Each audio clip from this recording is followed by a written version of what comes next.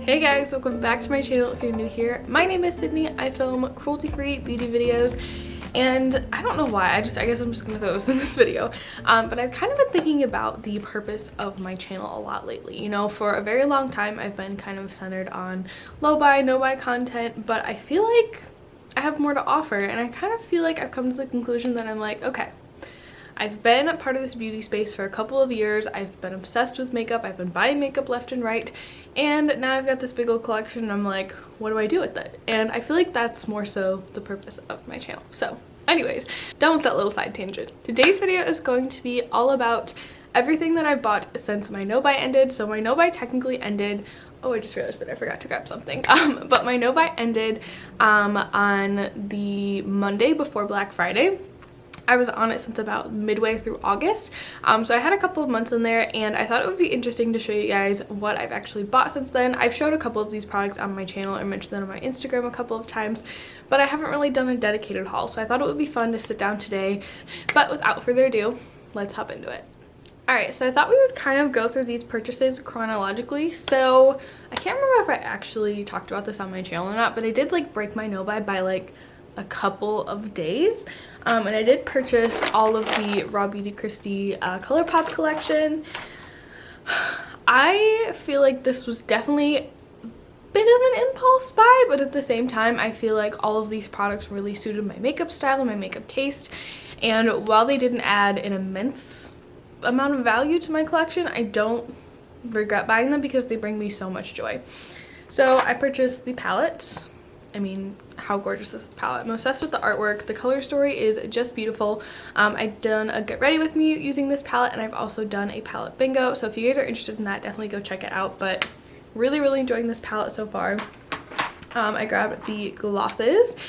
I really enjoy these glosses. I know some people don't really like the Luxe Gloss formula, and I do kind of notice that you have to use a little bit less of the gloss. Like, you can't like really goop it on your lips, so I get kind of a weird line right here, but that doesn't bother me too much. I think both of these shades are absolutely gorgeous. Really enjoying those.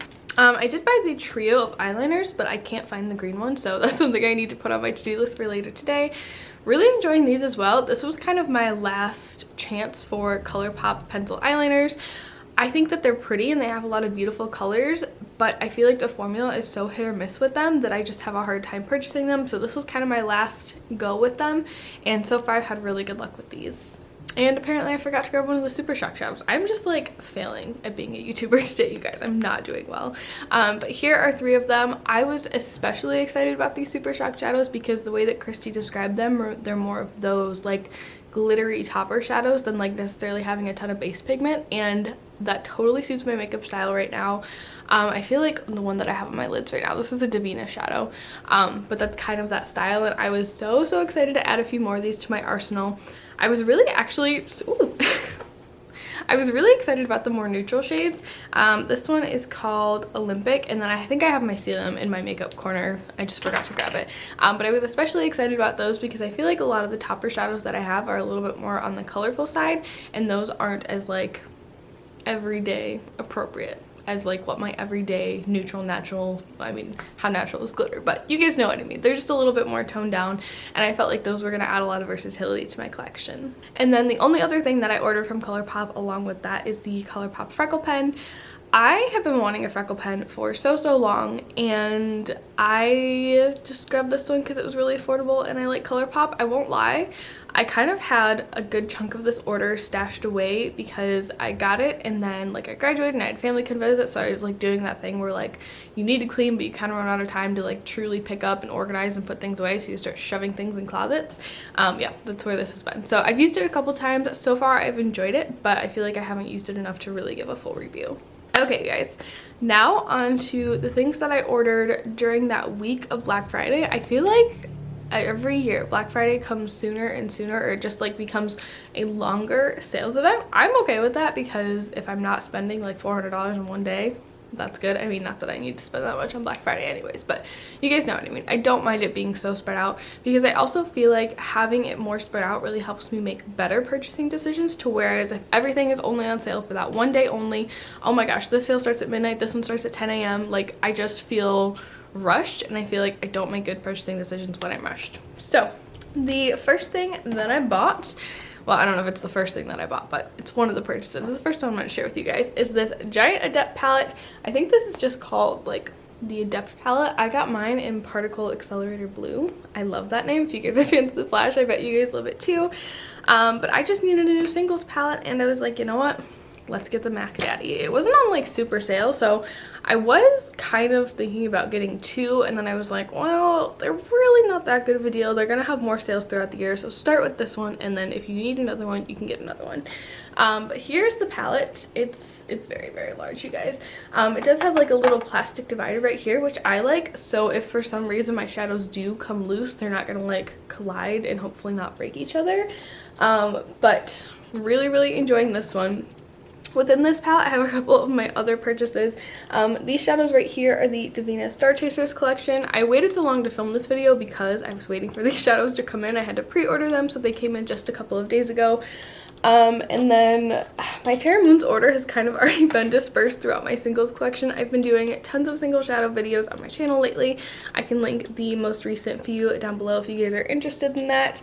But I ordered the Terra Moons Neon Mattes collection, as well as just a few other little random shimmery shadows. I did do a dedicated haul video on that where I did tons of swatches, really close up. I did kind of the overhead filming style.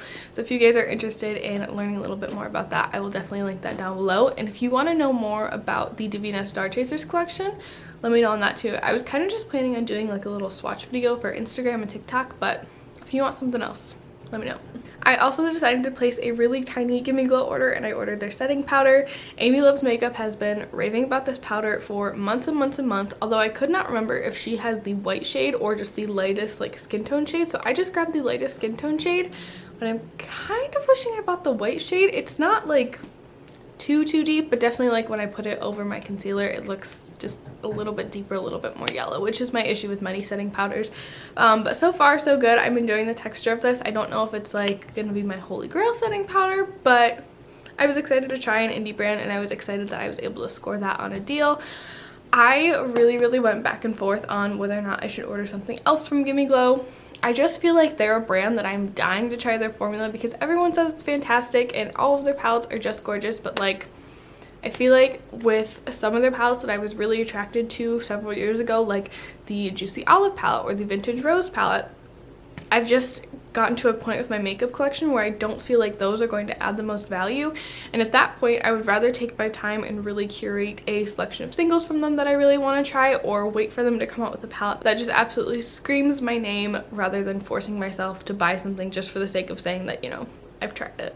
Okay, you guys, and then in January, or no, was this in January? I think it was just in December. I haven't bought any makeup in January. I placed a small e.l.f. order, and I bought the e.l.f. CC Camo Cream along with the Complexion Duo Brush.